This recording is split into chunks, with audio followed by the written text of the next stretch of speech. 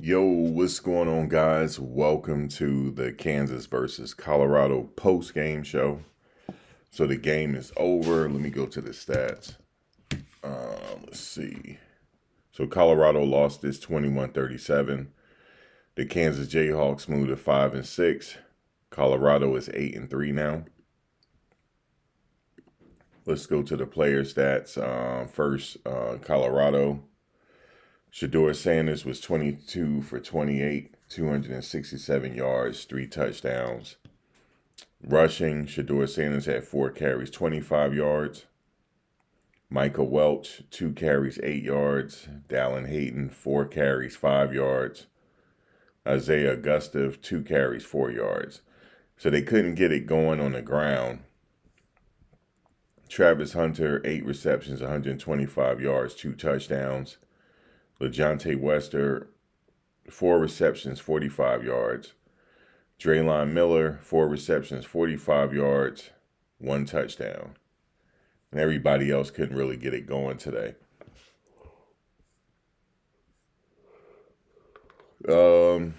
Kansas, Jalen Daniels, 14 for 21, 189 yards, 1 touchdown. The story of the game, though, was on Devin Neal. 37 carries, 207 yards, folks. He was averaging 5.6 yards a carry, 3 touchdowns. He actually, that's what did it for them. 37 carries, 207 yards. Jalen Daniels, the quarterback, had 6 carries, 72 yards. And he averaged 12 yards per carry. And then Savion Morrison, 11 carries, 47 yards. He averaged 4.3 yards a carry. And then Luke Grimm, 1 carry, 7 yards. So they got it done on the ground. Devin Neal, receiving, 4 receptions, 80 yards, 1 touchdown.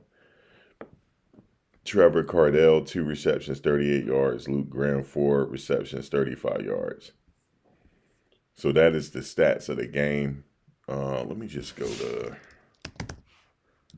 1 second. So we're just gonna wait for the post-game show. But yeah, man. What's up, y'all? How's everybody doing? You said what a tough defeat, and we have to regroup for next week and be ready. Yeah, the last game of the season.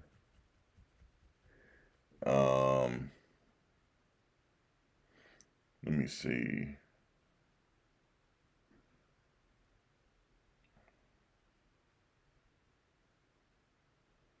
You said Simple didn't bring the hard hats today.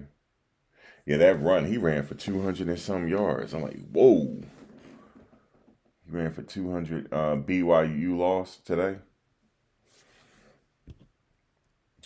Okay, they needed BYU to lose. Did they lose? I didn't check the scores yet.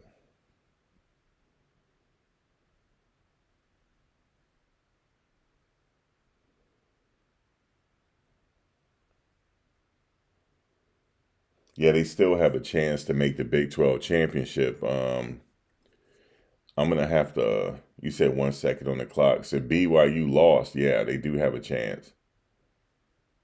Um, BYU and Arizona State coming down to a Hail Mary. 1 second left.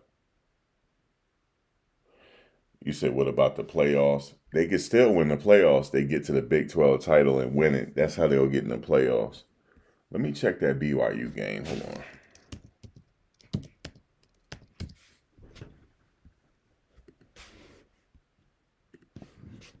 Okay.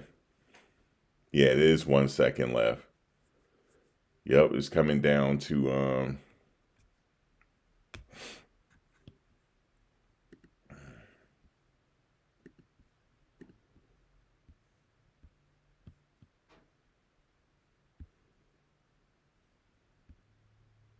yeah, it's coming down to it. I'm not watching. I'm looking at the score. Did they win? Did they lose? Game is over. Arizona State won. Okay.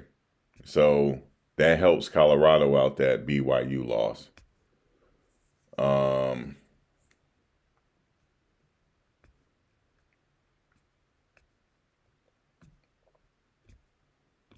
They need somebody else to lose too, though.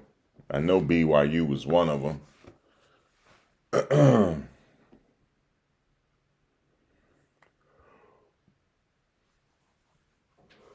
I gotta look at. Well, let me look at the. Hold on one second. Let me look at the big.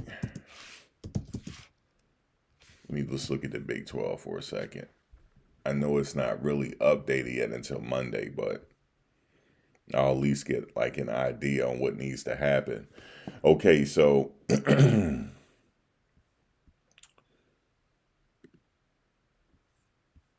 all right.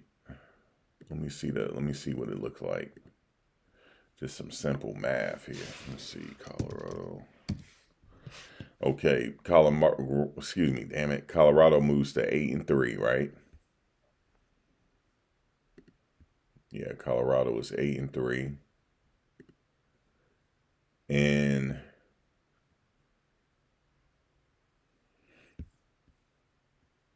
let's see.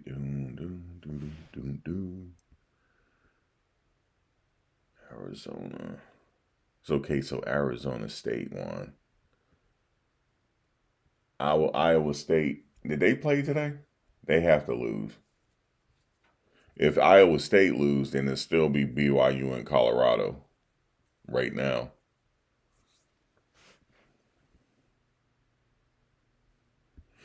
Let me look at Iowa.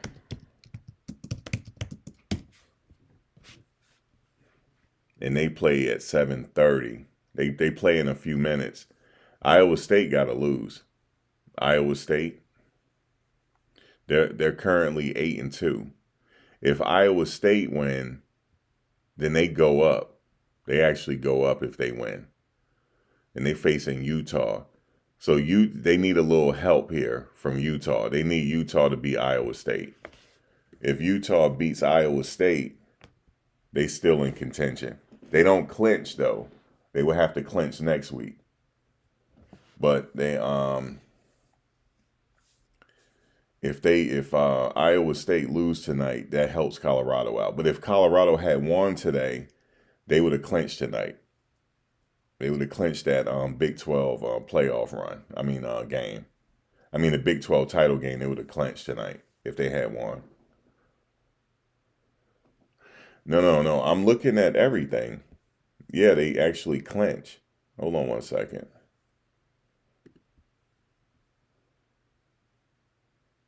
Iowa's. Yeah, let me see. 5-2. Yeah, they need Iowa State to lose, man. They will go to 6-2 in the conference, and Colorado is currently 6-2. So they'll be tied for second place. Colorado doesn't clinch tonight, and they unless Iowa State loses. I'm looking at it.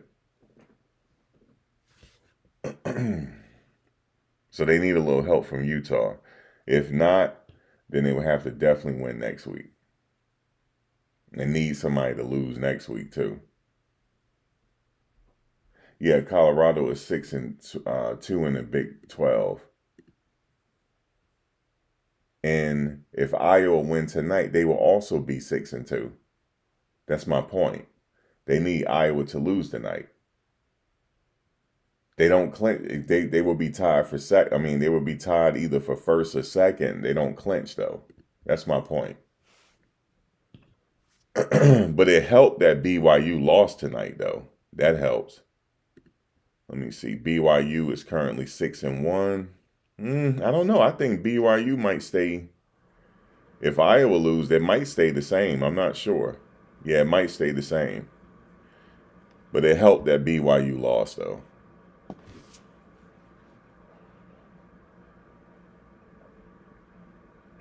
Oh yeah, that K-State. Yeah, it's gonna be. Let me see something. Yeah.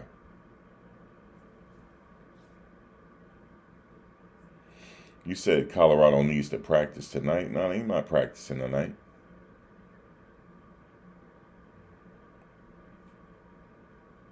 Oh, BYU, since BYU lost tonight, their conference record is 6-1, so they still on top, even with that loss. But Iowa State needs to lose though, because if Iowa State win tonight, they're 6-2 in the conference, and Colorado is 6-2. So they're gonna need that game next week to clinch.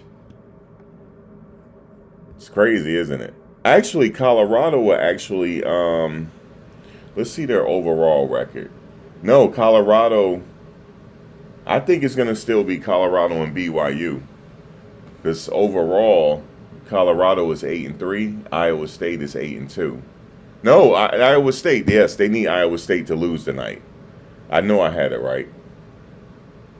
Yes, they need Iowa State to lose tonight. Yeah, because BYU lost today, but it really doesn't move them that much. They need Iowa State to lose tonight. That's what they need. That's what I know. The announcers were saying it too.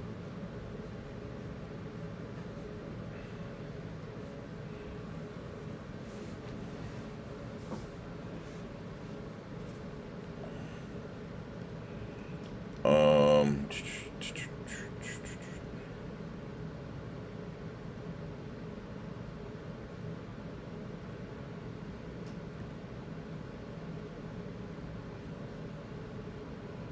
yeah, yeah, that's true. BYU is 6-2.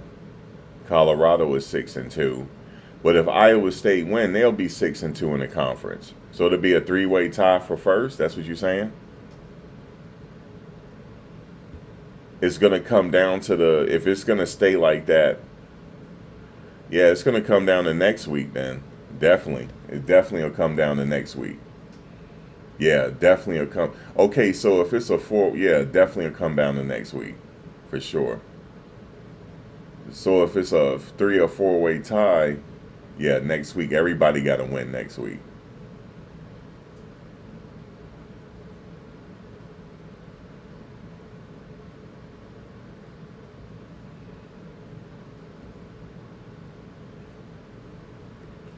Yeah, definitely. Because right now, BYU 6-2, Colorado 6-2. If Iowa State win tonight, they'll be 6-2, and Arizona State is 6-2. Yeah, it's a 4 way tie. If Iowa State win tonight, but I'm telling you right now, if Colorado win next week, they clinch. I'm telling you, watch, they clinch. And you're gonna be like, well, Max, how do they clinch? Because it's overall they clinch. They ranked number 16 in the country. They're gonna clinch. I'm telling you this. That ranking counts. That ranking counts for something that they're in the top 25. I'm telling you, they're gonna clinch. They gotta win next week though. If they don't win next week, they don't. It could be the other team. That's crazy. It's almost a 4 way tie. That tell you something about the Big 12 this year.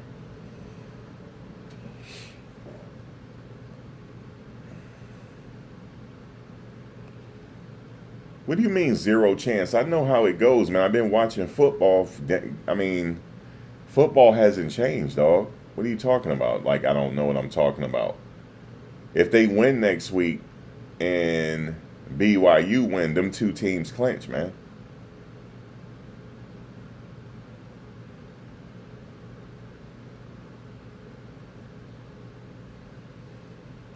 I'm not. I'm just gonna ignore it, man. I know what I'm talking about, man. They are not out. If they win next, hold on. If they win next week, they're gonna be six. They're gonna be 7-2 in the conference. If BYU win, they'll be seven. They'll be 7-1, and Colorado will be 7-2, and then next week. Damn, hold on a second. Damn, is Iowa State is 6-2 right now, right?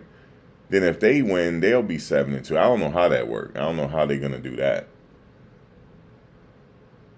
Yeah, I don't know. Well, let me refresh. Is it updated? Okay, let's see. 6-2, 6-2. So if BYU win next week, They're 7-2 in conference play. If Arizona win next week, they'll be 7-2 in conference play. And if Colorado win next week, they'll be 7-2 in conference play. And if they win next week, overall they'll be 9-3. Yeah, you're right. It'll be Arizona State and BYU, fam. You're right. Yep, you're right. You're right. I'm just looking at it. They will give it. They will the Big 12. They will. So basically, next week they need Arizona State to lose, or they need them to lose. Yeah, they need somebody to lose. They either need They need both of them to lose, but basically.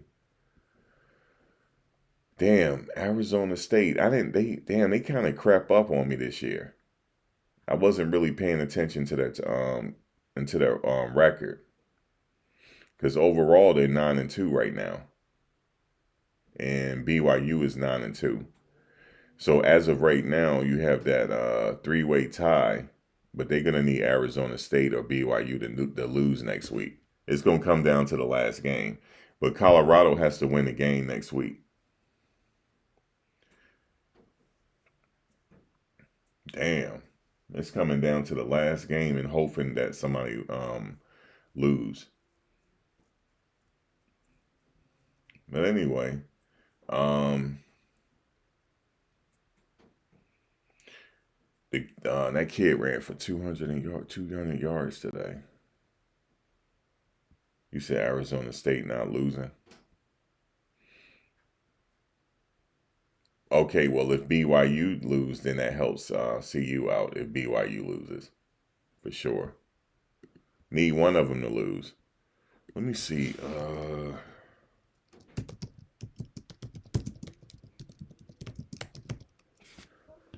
Let me see something. Boom. Oh, it's not up yet. Okay.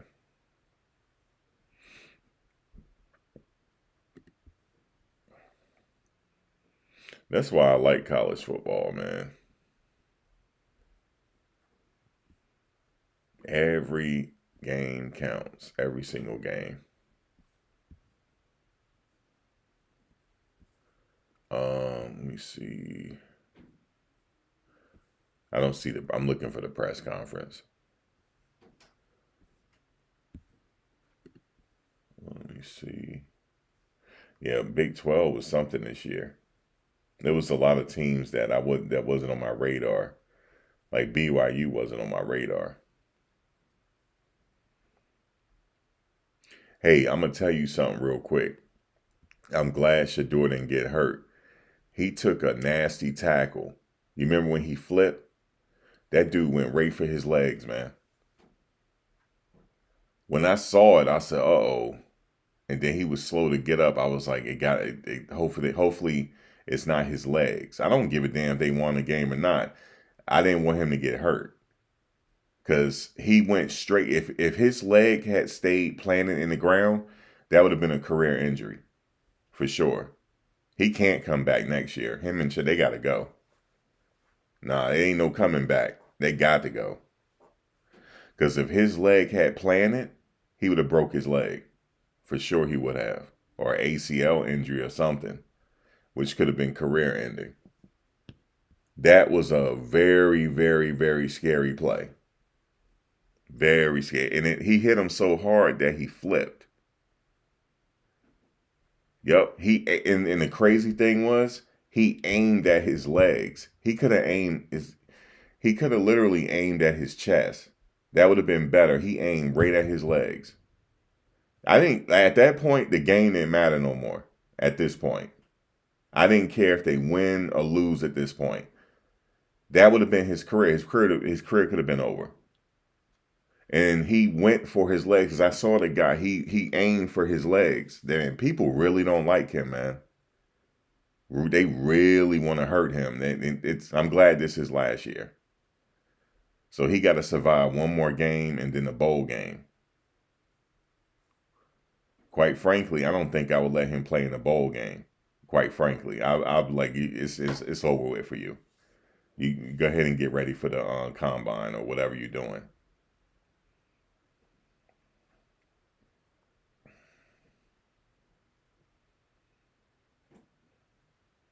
It wasn't a chop block. Um, it was when Shador had threw the ball. The defender was coming in, but he aimed for his legs though. I saw it. Yeah, he just got one more game, man, to survive. He took too much punishment for these past 2 years. He got one more game, and that's it. You got to get him out of there. I wouldn't even let him play in the bowl game, man. I'll let the backups play. But he's gonna probably play in it. If he had a chance to play for the Big 12 championship, yeah, I could see that. But with the way that dude went for his legs, that was dirty. That was real dirty. And he's lucky his legs didn't plant and he got flipped. Or he could have jumped at the last second just a little bit to get his legs off to get his feet not settled on the ground. If his feet were settled on the ground, his knees would have been gone.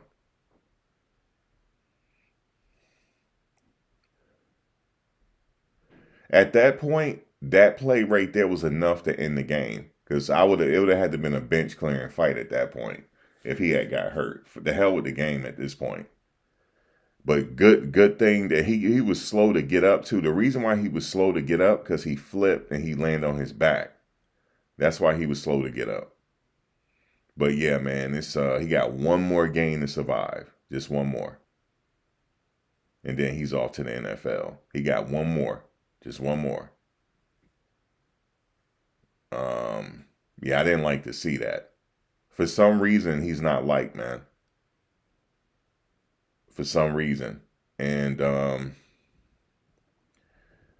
yeah, when I saw that, I was like, I was done with the game at that point. So, but anyway, he made it though. He made it. Because as soon as he got up, I'm like, all right, cool. Yeah, I don't, football. I know football is dangerous, but when you aiming for the knees like that, you trying to hurt somebody. You know what I'm saying? And I just didn't, and there was a lot of jaw jacking going on before the game. So I just didn't like it.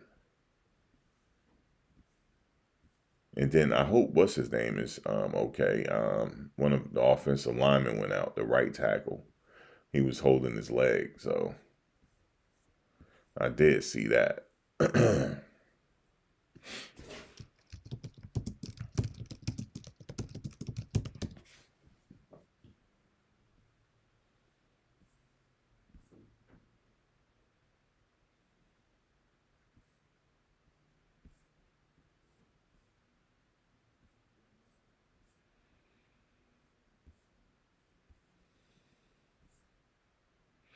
Yeah, as soon as I saw that play, I said, "There go the draft." Oh my God.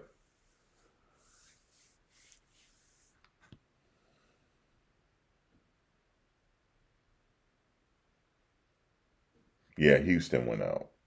I saw that.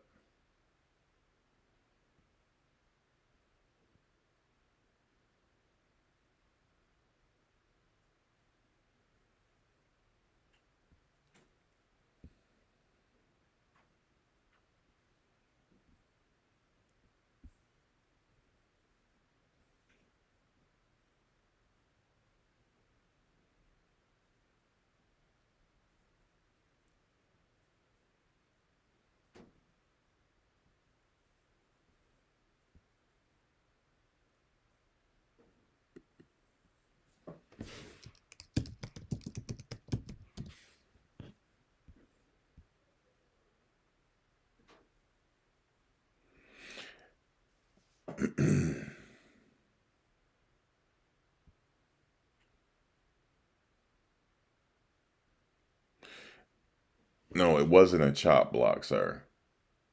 A chop block is an illegal play in American football where an offensive player blocks a defensive player legs or knees while the other offensive player is already engaged with the defender. That wasn't a chop block, sir. That was a tackle.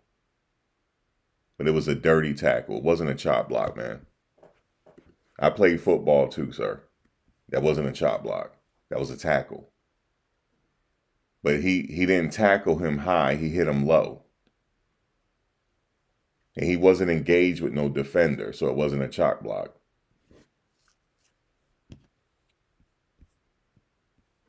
Thank you very much.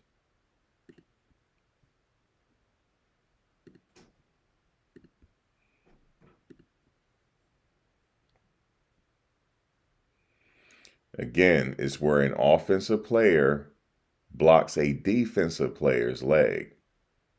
Get it? Defensive player's leg or knees while the other offensive player is already engaged. What he was doing was a low tackle. It was a low tackle. It wasn't a chop block.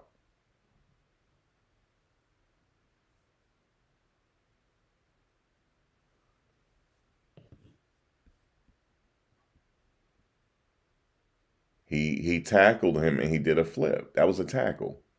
But he didn't have to tackle him like that. He could have hit him. He could have hit him in his chest area. He didn't have to go for the legs. I mean, it's still football the way he did it, but it's just I consider it a dirty play.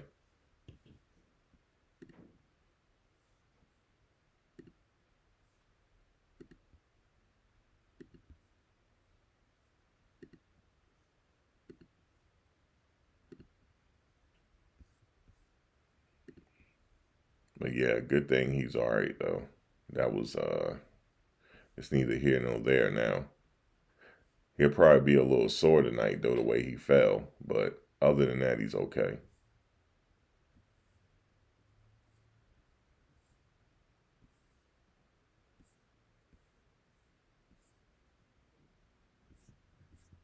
I saw another dirty play. It was last week.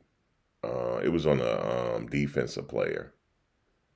No, it was on a yeah, it was on a defensive player. Got his legs taken out. He had to be carted off.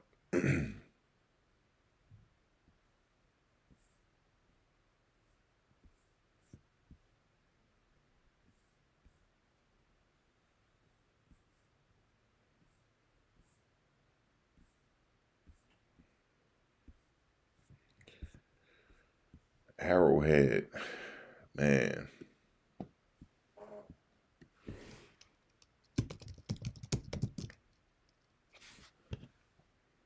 I'm just looking for the hold on 1 second.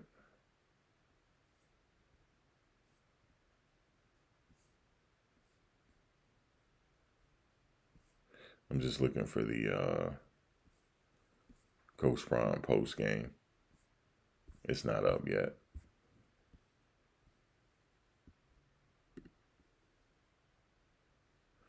I see Skip Bayless talking about it.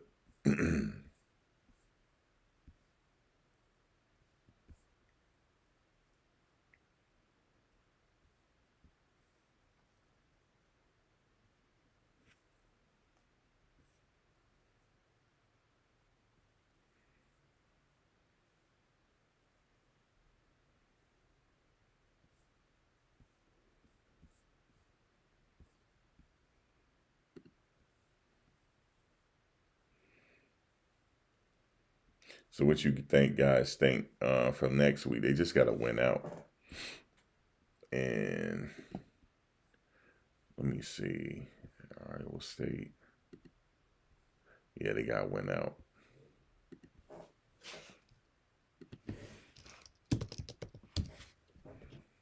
Last game, man, it's gonna be the last game of Shador, Correa, and Travis. It's the last game next week against Oklahoma State. That's a home game too. It's last home game. That's gonna be an extra emotional game. You say he'll have better protection in NFL.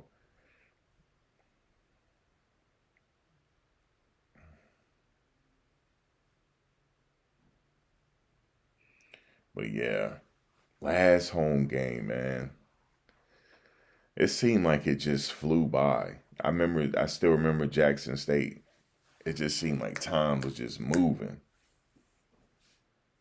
Time was definitely moving, man, throughout these last 3 years.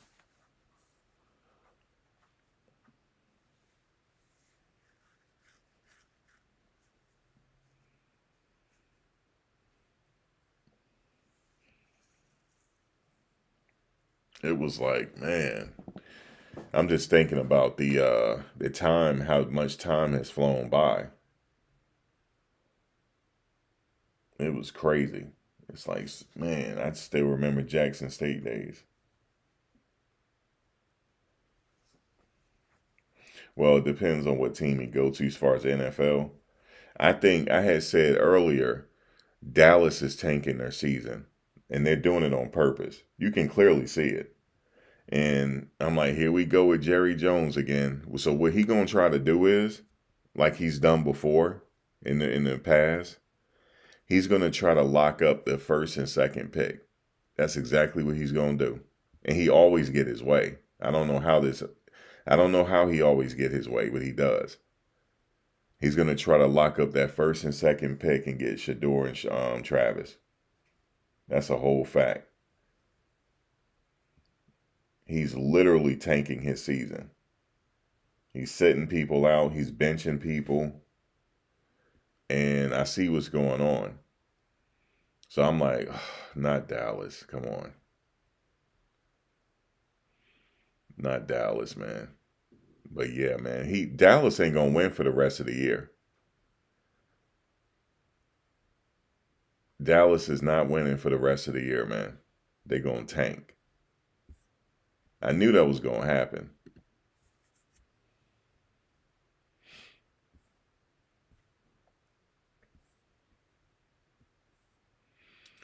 Yeah, for sure, man. They are. Let me see something.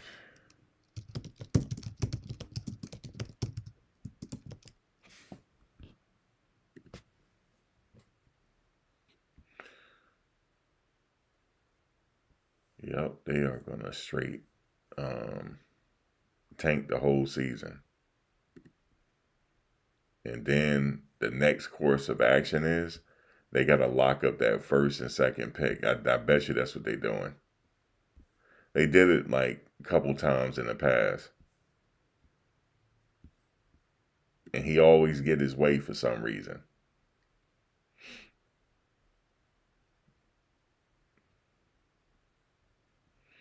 Yeah, he is doing a press conference. I'm looking for it.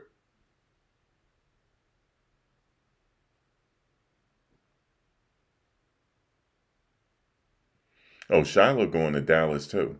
All of them going to Dallas. If he lock up the first and second pick, he's going to get Shiloh too. He going to get all three of them.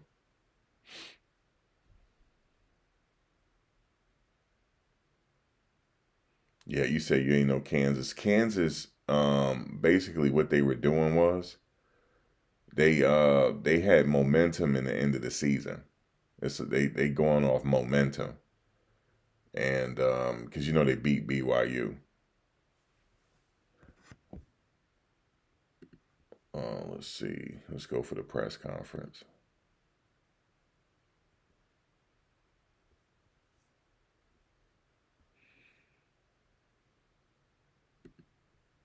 Good Lord. All right, Coach. Yeah, we good. We good. I'm good. Trust me. God has taken me everywhere. This is a sweet. How's everyone doing? Great game by KU. They have a tremendous football team that are resilient. They have a wonderful coach. Let's close that door. Let's do something so it's not distracting.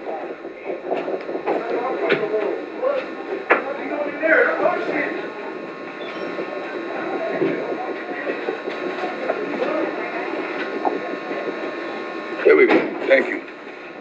Wonderful coach who is one of my favorites in the Big 12.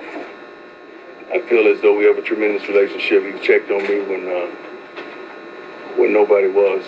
We exchanged pleasantries before the game, and I told him that his team is resilient. They're a reflection of who he is. They fight to the end. They're very physical. They're tough. They're tenacious. They ran the heck out of the football, which we couldn't stop, period, today. We started smelling ourselves a little bit. That's what I just told our team. We got intoxicated with the success. We got intoxicated with the multitude of articles and the assumption that we're this and the assumption that we're that. And we did not play CU football. Therefore, we got our butts kicked. It is what it is. Let's go. Nikki, go ahead. Hey, Coach. How you doing? Good. How are you? Nikki Edwards, CU Sports Report. You mentioned the deficiencies on stopping the run tonight. Right. What was kind of the mood on the sideline of trying to get it right but not quite? The mood is let's stop the run. We got to do something. We got to stop. They didn't punt one time. I think during their 331 yards, rushing was alarming. You can't win when a team has rushed for 331 yards on you. That's not indicative of who we've been and who we are. That is certainly not who we are, and we could not stop the bleeding. We tried consistently, but we could not stop the bleeding. That's hats off to them. They were physical. They out-physicaled us. They outplayed us. They wanted it a lot more than we did. Adam, go ahead. The missed tackles, how much did that surprise you? That obviously wasn't something that you guys No, that's not nothing that we do. That's not our identity. We usually get to the ball at an alarming rate, and we're very physical when we get there. The first screen pass that went for a touchdown, I believe it was like 51 yards. I was like, oh, Lord, here we go. Here we go with the dumb stuff. That's not who we are. When that happens, you know, we on some dumb stuff today. And we got to do better. We got to do better. We got to do a better job as coaches. We got to do a better job as players. We just got to do a better job, period. Dennis, go ahead. Deon, all your goals are still in front of you. Yes, sir. It's going to be a little harder now. Yes, sir. When do you relay that to the team after Already getting did. over this? Already did. Trust me. We just did. When you're in control of your own destiny, it's a phenomenal thing. I don't just think about football. I think about life. So the message to these young men is if God were to grant you every darn thing you needed in life, all the ability, the thought process, the connections, the visuals, and you don't do nothing with it, that's on you. And that's what we are. We control our own destiny. We fumbled it. Brian, go ahead.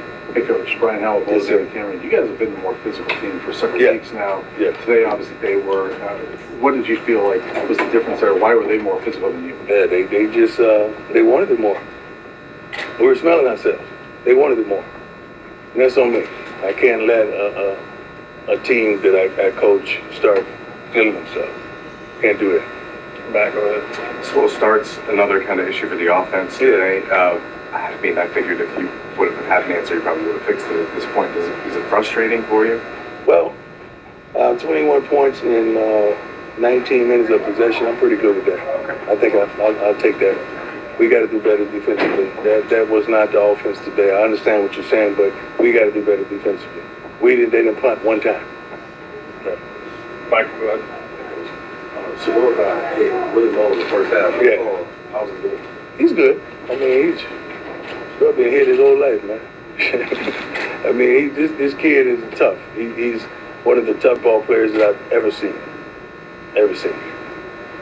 Hey, Coach, Taylor Weiss. For the last 2 weeks, Traylon Miller has done a really good job of Yes, sir. filling that empty spot of Jimmy Horn Jr. What did you say about his performance today? He's phenomenal. I mean, especially a freshman. The game of these magnitudes, and he's showing up and showing out. The moment is not too big for him. He plays hard. He practices hard. He's smart. Don't make many mental errors. I love the kid, man. I mean, we want to recruit more of those type of young men. Eric, go ahead. When a team doesn't perform to what's indicative of who they've been, how do you handle that moving forward? That's practice. That's a tremendous thought process, which I will have from right now all the way until we land, and probably all day tomorrow, because it's hard for me to flush things. I carry them because I'm a perfectionist. I try to see what's the problem and then administer to the problem and hopefully provoke change within the problem. That's not who we are. Truly not who we are, especially defensively. Yes, sir. Coach, you've done teams did a remarkable job of making second half adjustments defensively. Was it just Neal being that good, or the adjustments didn't take? No. Rob called a good game, man. We got to do what he called. You know, we got to do what he called. He called a pretty good game. I mean, I'm hearing this stuff and I'm seeing what's supposed to transpire. They never did. They didn't punt, man. Like he called a pretty good game. Mark, go ahead. You mentioned gotten intoxicated with yourself or Yeah. feeling yourself, it's easy for all of us in retrospect. I didn't say me. No, You no. kind of said, like, the way you said it, it sounded different, like yourself. No. Your players. Okay, said- there you go. There you go. That's easy in retrospect. Yes, sir. You see it Yes, sir. coming. Yes, sir. Well, we tried to handle it in the meetings. Yeah. We handle it tremendously. You know, some folks you can't put behind microphones and you can't give them podcasts. You can't do that because they get intoxicated with the success and you know who that is. So you try your best to eliminate that. But they can't stop reading the stuff about who we are. That's a little tough. So you try to humble everything around you, and including yourself. You try your best to do such because you know what you have in the locker room. I know my kids, man. I know all of them. And I asked you a week or so ago Yes, sir. how hard it is to handle success, especially Well, with I mean, you talking about the kids? You talking about? kids. Yeah, that's tough. All of them are different, man. Some are different. Like Travis handles it pretty darn well. You know, LeJontay, Will. Some of the other guys do. Some guys don't. I mean, some of the guys that really never gotten it, but now they're getting it. That's intoxicating to them. Attention is intoxicating to some people. Right. We gotta fix that. That's on me. I gotta fix that.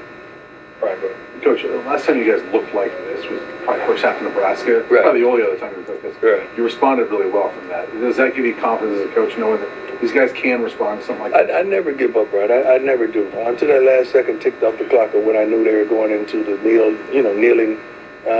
That's when I knew it was over. But I never give up on these young men because I know we have the propensity to come back, given the time frame on the score clock. But that's just wasn't us today, man.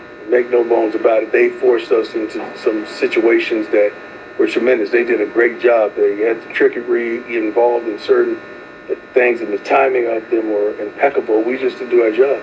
So be real quick follow up because I didn't ask you correctly, but I meant like after this week. You guys bounced back so well from Nebraska. Well, I pray Do you feel so. confident going forward? I'm always confident, so I'm never unconfident. I know what we have in that locker room. I trust those young men to do what they need to do to recover. And it's a terrible feeling. You got to understand. I just saw their faces. It's a terrible feeling. It's a terrible sentiment. It's a terrible mood. They're not happy with themselves. Now they got to go read about it and hear about it and think about it. But sometimes it's the best thing to happen to people. Like after the Nebraska thing, I think that was a blessing in disguise to us, truly. Coach, you guys are at about 25% on third down the last two games, even with the two wins Yeah. against Tech and Utah. What's being done going forward to kind of address that, keep punting off the field? If I knew we would have done it today. Well, trust me, that's on me. We'll get it together. We'll look better next week, I promise you. Much better.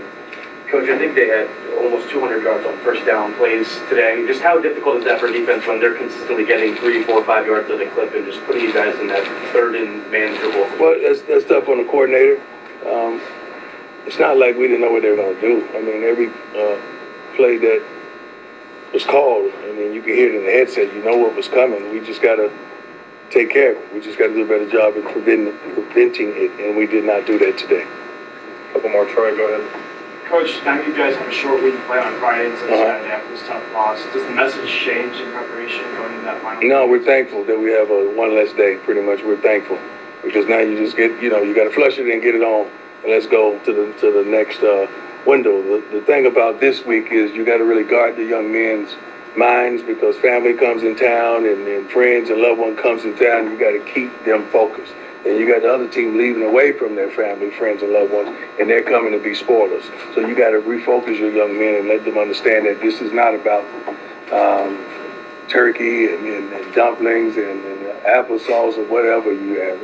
Cranberry sauce, I'm sorry, not applesauce. It's not about that. It's about football, man. Coach, you mentioned your relationship with Coach Leipold. You're both building programs from the ground up. What are some of the things that he shared with you to kind of help? His just optimism, his passion for the game.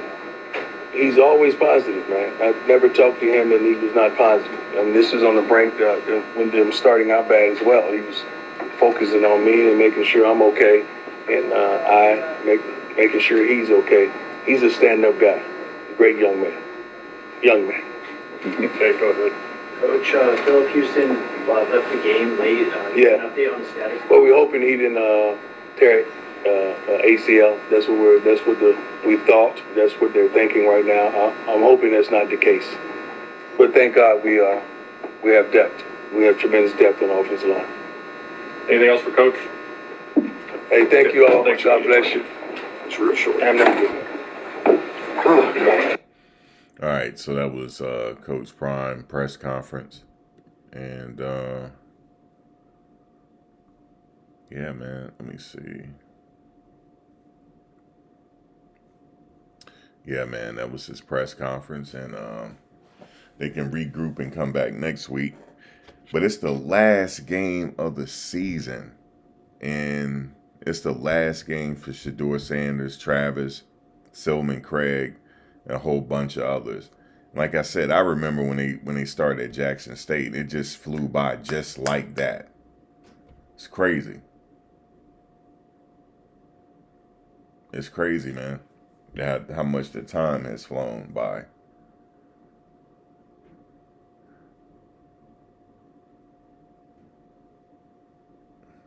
So, yeah. Yeah, Emmitt Smith played for the University of Florida.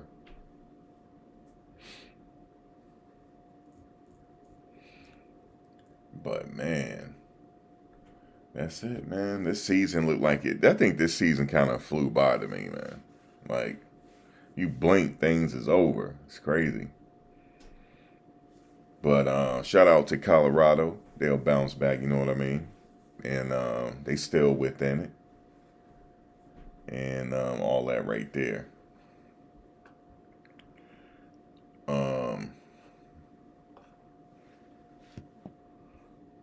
What are y'all talking? Let me see something. Yeah, Emmitt Smith went to Florida. He's a Gator. And somebody said Warwick Dunn. Yeah, Warwick Dunn went to Florida State.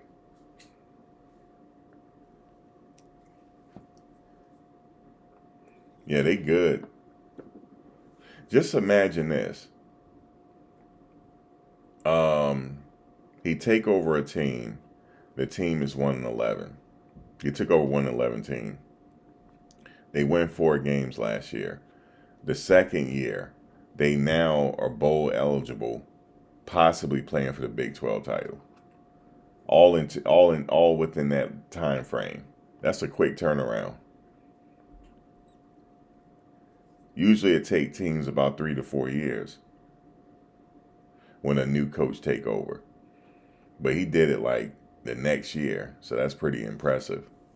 Pretty impressive stuff, man. But I know this is a tough loss for them. You know, it's tough, but hey, man, got one more game. That's it. I mean, for the regular season, then the bowl game, stuff like that. But things can still be still happen, you know what I mean? So yeah.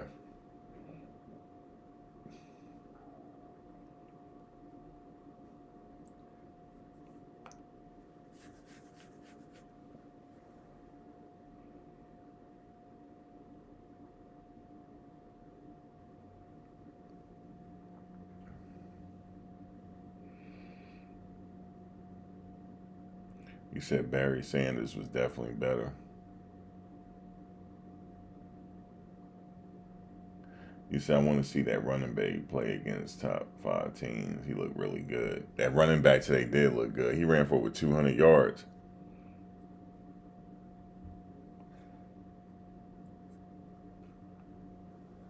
Even their defensive backs did pretty good. I heard they're like some of the best in the nation. They went under my radar. They sure did.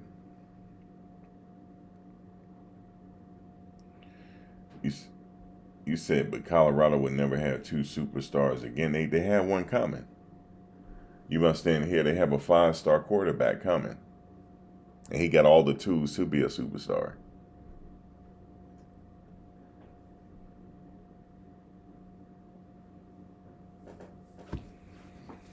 You said Colorado versus Alabama. Yeah, that would be.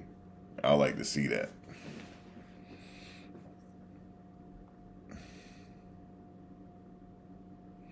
So we'll see, he coming in. That is a good start for next season to have him in. And then also with the players that's coming back, it's a pretty good foundation that was laid.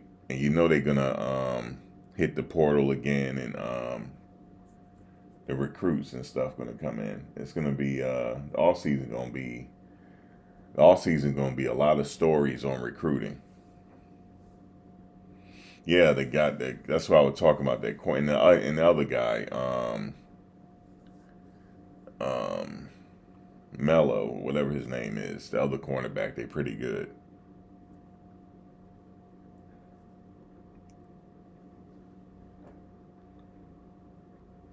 That run by Travis was sweet when he caught that quick pass and then he went in for the touchdown. That was pretty good. For sure. Yeah, you ain't going to see another player like Travis for a while. Somebody that played that many snaps, yeah, man. Play. That's like really, really impressive. Really impressive, man, to play that many damn snaps. That's crazy. And he's effective doing it. Yeah, he's something, man. So he's definitely top 2 in the draft. That's just what it is. That's just what it is. His name gonna get called immediately. For sure. I can't wait to see that. Name will get called immediately. Shador too. But man, that hit he took, I said, oh boy. And then I saw he was slow to get up. I said, come on now, get up. But then I saw how he was walking to the sideline. I was like, all right, he's all right.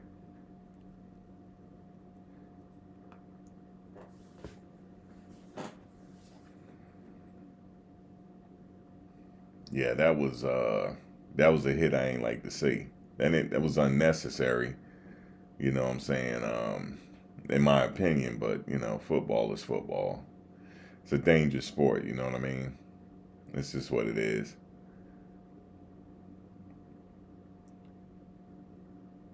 You said they were saying that he did push the ref. I don't think he meant to. He was trying to get to the other player. Because it was like a little bit of what do you call it? Jaw jacking back and forth. He wasn't appreciating that hit. A little bit of jaw jacking. Sharing pleasantries back and forth. Little roughhouse, That's what happened with McKinney. They always catch they don't catch the first hit. They catch the last hit. That's why they penalized McKinney on that. But the dude hit him too, And then he got him back right in front of the ref. So they always going to call the person that they see. They always call that. This is the way it is. Oh, man, it was another ref. He was in the way of Travis. And Travis went down. I was like, what the fuck? It happens sometime. Yeah, they did the post game. I already listened to Coach Prime post game already. Yeah, they sure did. Yep, they did the post game. It was a quick post game. He got in and got out. He just said that they're going to have to pretty much regroup.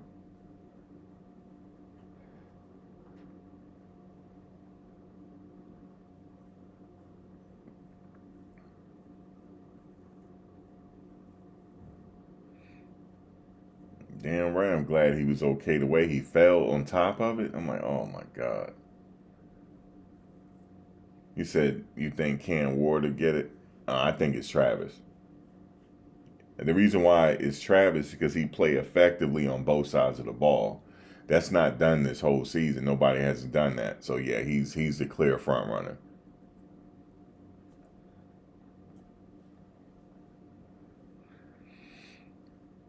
It's very rare to see that. You're not going to see that. Like, we've seen it before, but not that frequently, the way he's playing. He's playing like he's playing almost every snap. He only out maybe a couple snaps, and he's back in the game. So you just never see something like that. And not only that, he's effective on both sides of the ball. You actually need him on both sides of the ball. Like when he's out of the game, it's a different look. So yeah. Warren Sapp was there. He was at the game. Yeah, see, if he wasn't dominant, if he was just dominant on one side, then they may give it to somebody else. But I think he's the clear front runner because he's dominant on both sides of the ball. Win or lose, he always get his, you know. So yeah, and he's very, very, very important to the team. So look like he gonna pick up that hardware this year. He got one more game in the regular season, and then they start voting. The voting is getting ready to commence. He might mess around and win the Thorpe Award too. He might take home the Thorpe. If he get the Heisman, he gotta get the Thorpe. He might win it.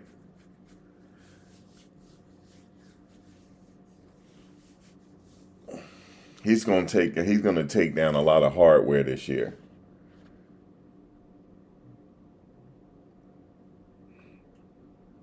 He does play two people. He does. If he's looking at one person and he can also play the other person. He is playing two people. Very, very impressive, man, what he's doing. Very impressive. You said Travis is definitely not Desmond Howard. Well, Desmond Howard is definitely not Travis Hunter.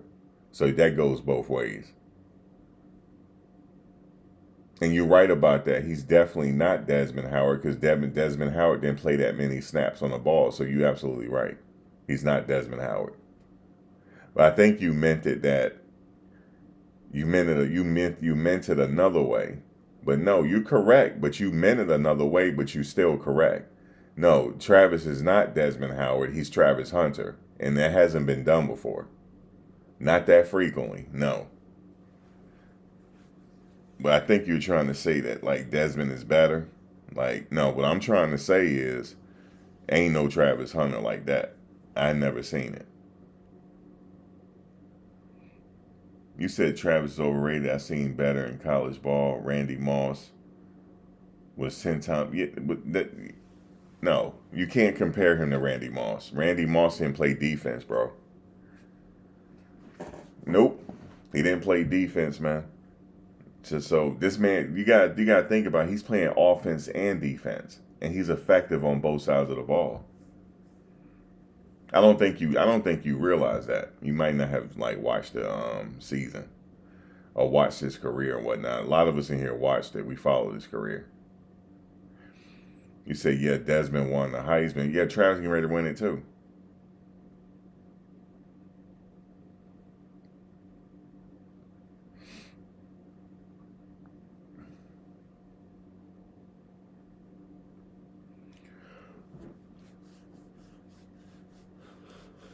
But now in the NFL, that's yet to be seen what he's gonna do. If he go to Dallas, he playing both ways.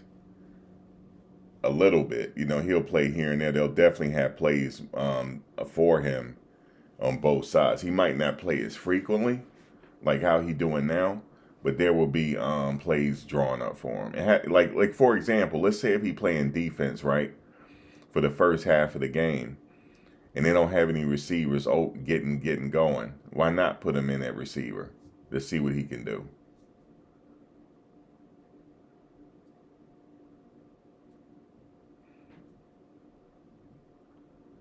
What's the Alabama receiver who won the Heisman? I can't remember.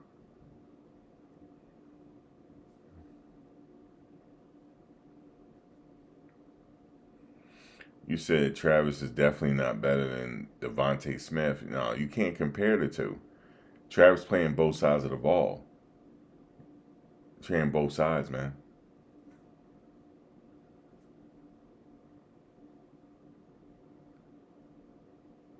Look, you know how hard that is? He's shutting defenders down on defense and then got to come back on offense. How do you keep that fitness the whole game? It's very impressive. I know who Devonta Smith is, but what I'm saying is forget it. Like, I feel like I'm this, I don't know.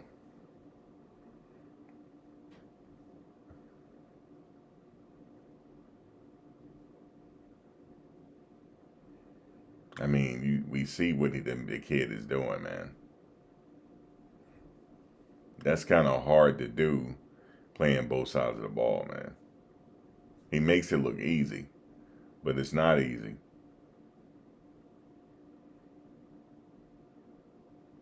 But I think, I don't know. I think in the NFL, though, we're talking college right now, but NFL, like I said, he more than likely probably play cornerback. He would play a cornerback, a shut him down cornerback like that. I think that's going to be his primary position, and they probably will have plays drawn up for him at wide receiver too every now and then. You got, especially if they need a spark.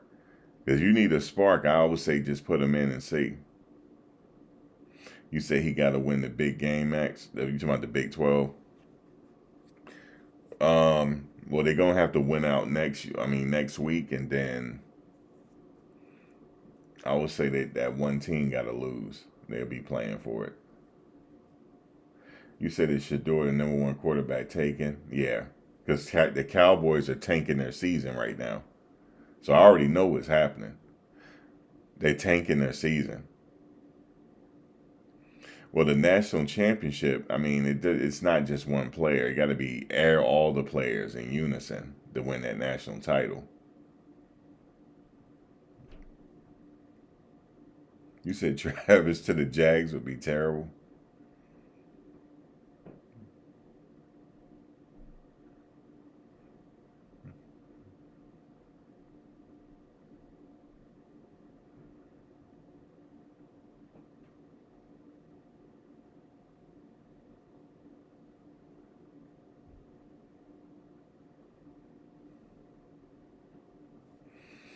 But yeah, man, I just can't get over how quickly the season ended, man. It's crazy.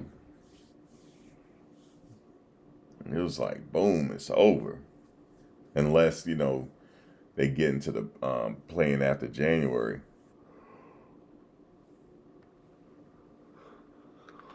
It's still hope for the what do you call it? It's still hope for the for the playoffs. You got to win the Big 12 title though.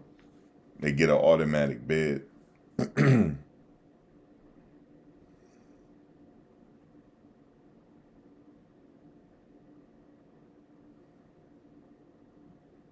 You said Carolina's mouthwater. You think they might get a chance too? I don't know. We're gonna have to wait for the draft to see. But I think Jerry Jones is up to something. And he always get his way for some reason. That's why I don't like the Cowboys. I'm like, here he go running the draft. What he'll do is he got players. He's like, okay, I'll give you these players, and I'll give you 3 years worth of first round draft picks for the 1 and 2 spot. That's what he does. He'll give up players. He's like, okay, for the next 2 years, I'll give you this, I'll give you that, and let me get the first 2 picks.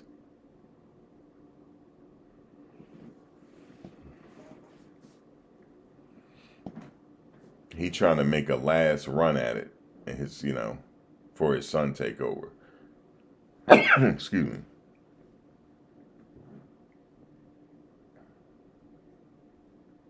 How many NFL owners you think will listen to Prime when it comes to drafting Travis Shador? No, I think they pretty much already know where they're going. I mean, they have a few ideas, like as far as the teams. So we'll see. We'll see where he end up. I could see him in Vegas too.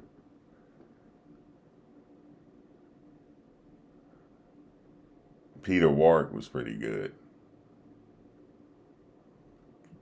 Peter Warrick was pretty good. Warrick Dunn was pretty good.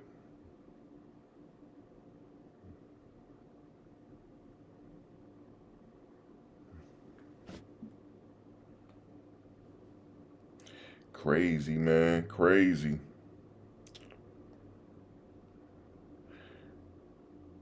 Season almost over. Just like that. But this year's a bowl game. So you know what I'm saying? So you got the bowl game.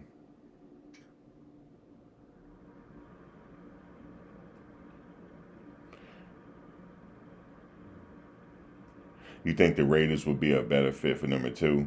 Yeah, I like that. That'd give me a reason to go to Vegas to catch some football games. Definitely. You said Travis spoiled y'all. Travis a hell of a player, man. I ain't gonna lie to you. Sure did. Hell of a player.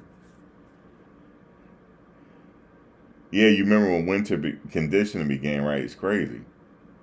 He do make it look easy, but, you know, he got that youth, man. That youth. Enjoy it while it lasts, you know?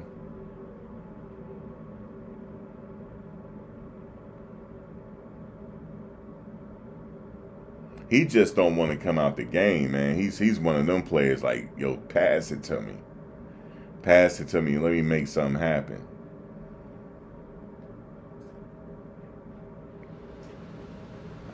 But yeah, we were pretty spoiled with Travis. I ain't gonna lie to you.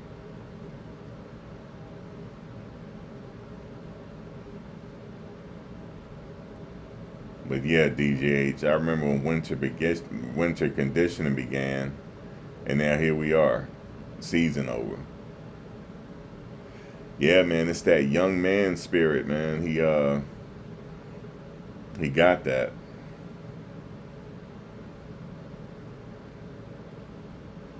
He got that young man spirit, man. You said is Shiloh entering the draft? Yeah, he is. I already know where he ended up. Remember I said it's Dallas.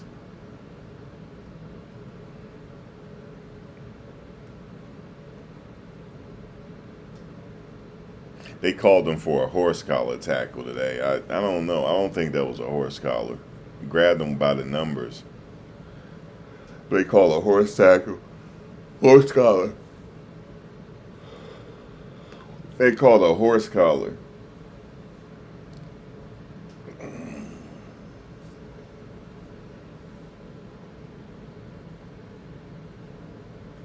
You say end up with the Buffalo Bills. Ooh, it's cold up there. Golly. I don't care where I get drafted. I mean, as long as I get drafted, I work it out from there. I wouldn't want to play in Buffalo, though. Nope.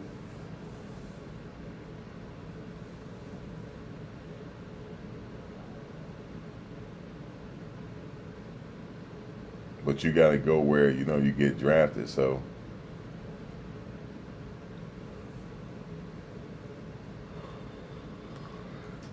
But yeah, man, he come into the final game of his career, college career, so it's going to be extra emotional. That is just going to be it for them.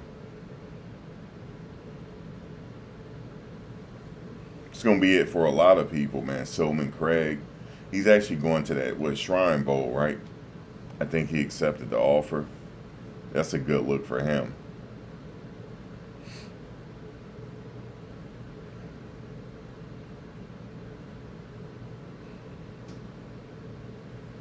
You said he'll end up with the Giants? I could see that too.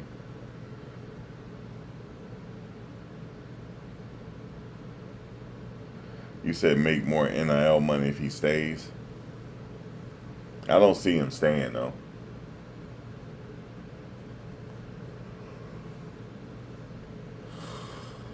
If he stayed, Travis will have to stay. They'll have to stay together. Like, I don't see one leaving and one staying. I don't see that.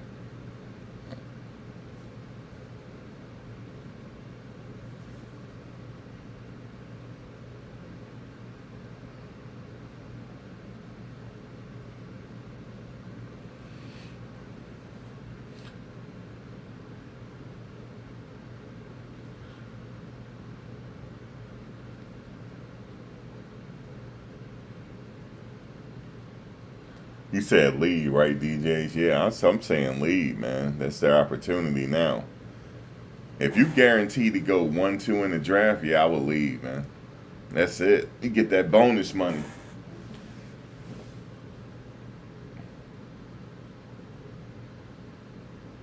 But guys, let me get out of here. I appreciate you guys coming on. We're going to do it again next week. Final game of the season. You know what I'm saying? It's going to be extra special. It's the last home game, too. Before they start gearing up for the bowl game. But, yeah, man. Kansas is over. And, yeah, going on to the last game of the season, which will be Oklahoma State. That game is at 12 p.m. Yes, indeed. The game's at 12 p.m., folks. Be right there. But, guys, I'll catch you on the next